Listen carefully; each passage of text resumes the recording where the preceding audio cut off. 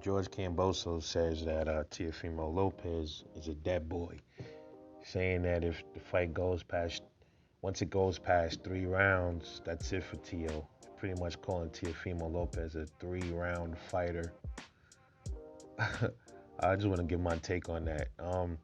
I like the energy that George Kambosos is giving out, man. They fight next month, beginning of June, first weekend of June. So look for that fight, Teofimo Lopez versus George Kambosos Jr.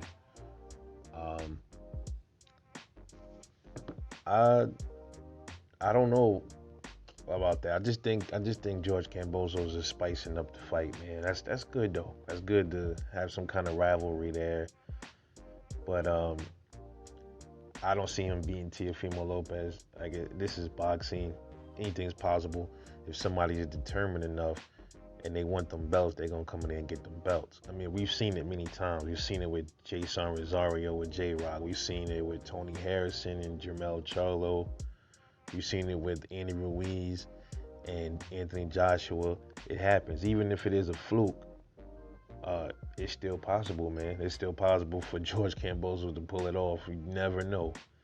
But the likelihood, I don't think so. I don't think he's strong enough. He might not be strong enough, man. He looks kind of too small for Teofimo, man.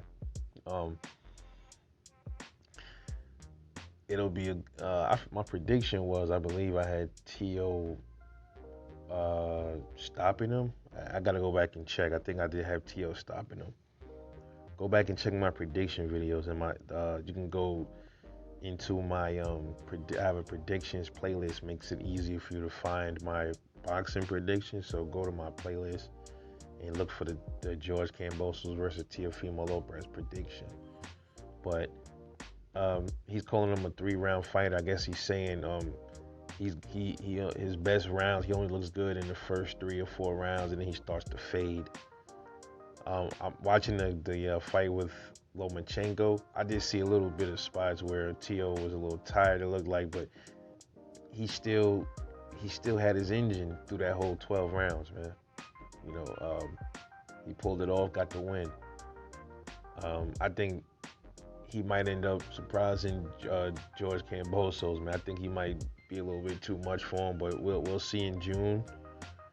But nonetheless, I like the spicy talk, man. Shout out to George Kambosos. Shout out to Teofimo Lopez. Hope they put on a great performance, which I think they both will. And I think George Kambosos might be serious about this. This could be a case of, you know, you can call it a duck move, but then, you say this is mandatory, so he had to take Kambosos. There's a lot of debate when it comes to a lot of that stuff, but things happen like that. If you're looking at it down the eyes of a duck, cherry picking sometimes can go wrong, But hey, it's his mandatory, man. He had to take on his mandatory. But there's nothing wrong with that. That's his mando. Take on his mando. Can't fault him, man. A lot of boxers take on their mandatory. That's his mandatory. He gotta do what he gotta do. But here's the thing.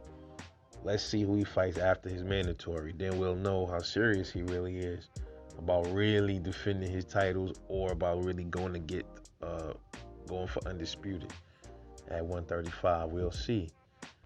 But let me know what you think about what George Kambosos said about Teofimo Lopez. Drop a comment, support the channel, like and subscribe, please.